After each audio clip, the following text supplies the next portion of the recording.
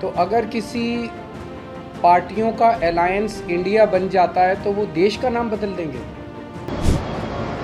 भारत ने कहा इंडिया नहीं, भारत होना चाहिए। हम सब लोग इंडिया शब्द का उपयोग करना छोड़ दें। सुना मोदी जी को अब इंडिया नाम से प्रॉब्लम हो गई और नाम बदल रहे हैं, भारत कर रहे हैं। अरे पूरा विश्वास रहा है मोदी जी आप पर।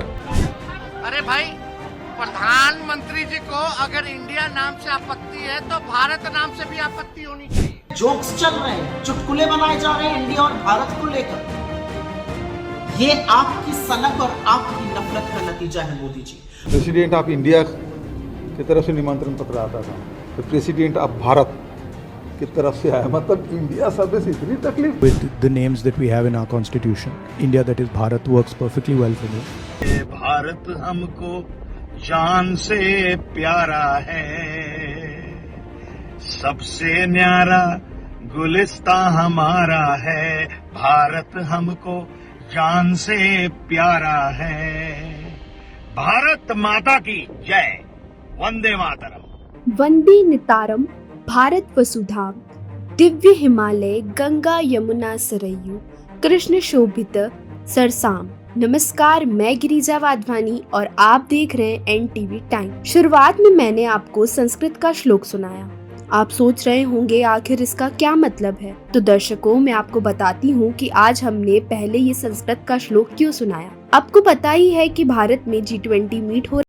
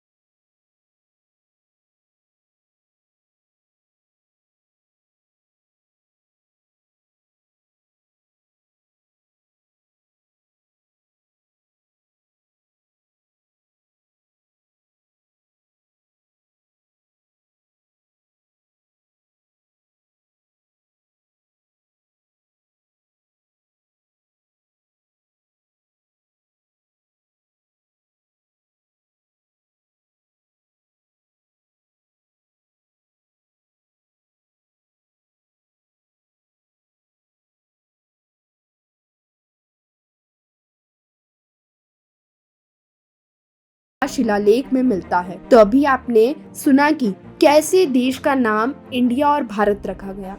इंडिया शब्द पर एक बहस 1947 में हुई, जिसके बाद आधारिक तौर पर भी इंडिया नाम लिखा जाने लगा। सन 1947 में भारत को आजादी मिली।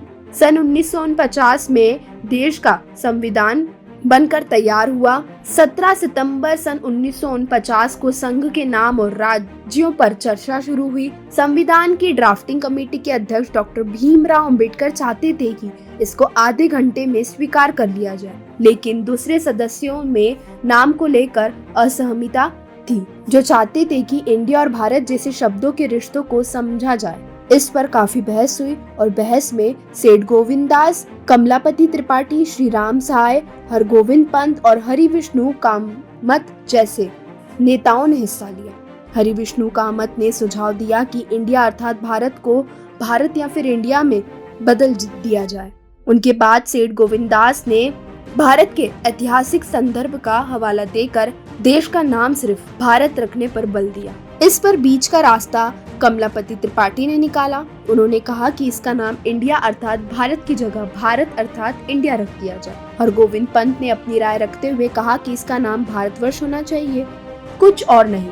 लेकिन बहस के बाद विदेशों से संबंधों का हवाला और देश में सबको एक सूत्र में जोड़ने की कोशिश करते हुए संविधान के अनुच्छेद 1 में लिखा गया कि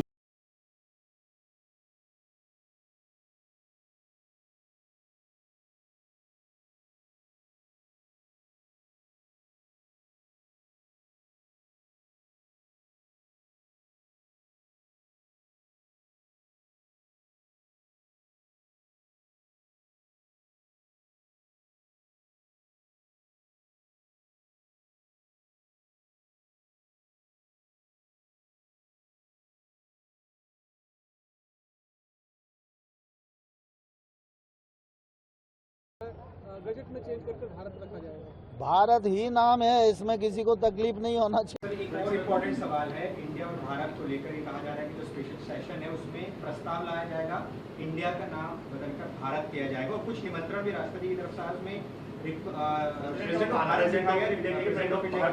पूरे मामले को सर आप कैसे देख रहे हैं, क्योंकि तरह तरह की चर्चा हो रही है सेशन में रिपब्लिक ऑफ इंडिया की जगह भारत देखा जाए। देखिए, मेरे को पास कोई आधिकारिक सूचना नहीं है इस बारे में कि ऐसा वो करने जा रहे हैं, लेकिन जैसा आप लोग बता रहे हैं ऐसी उड़ती उड़ती हवा सुनी है।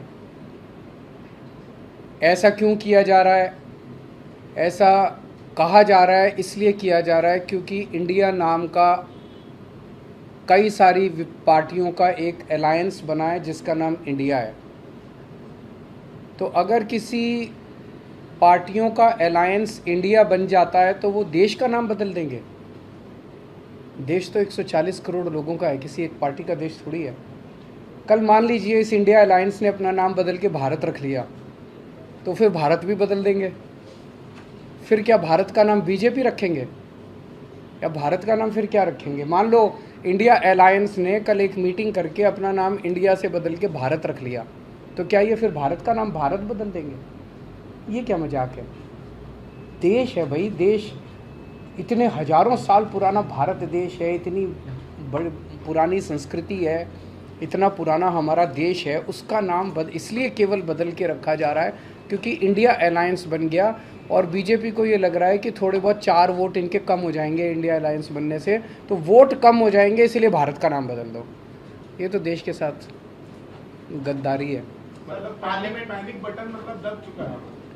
ऐसा लगता है कि जो असर पैदा हुआ है, देखिए इंडिया अलायंस का के लिए जो इनका रिस्पॉन्स है उससे लगता है कि बहुत ज़्यादा बौखलाए हुए हैं, बहुत ज़्यादा बौखलाए हुए हैं। जिस दिन इंडिया अलायंस आया था उस दिन उन्होंने एक शगुफा छोड़ दिया, 1 नेशन 1 इलेक्शन करेंगे, डाइवर्ट करने के लिए टेंशन। 1 नेशन 1 इलेक्शन कैसे कर सकते हैं?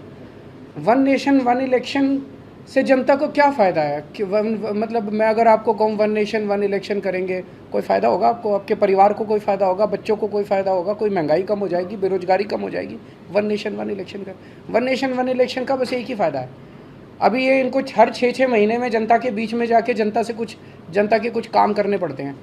फिर ये 5 साल में एक बार शक्ल दिखाएंगे, 5 साल पूरी दुनिया घूमेंगे, फिर 5 साल में एक बार शक्ल दिखाने आएंगे।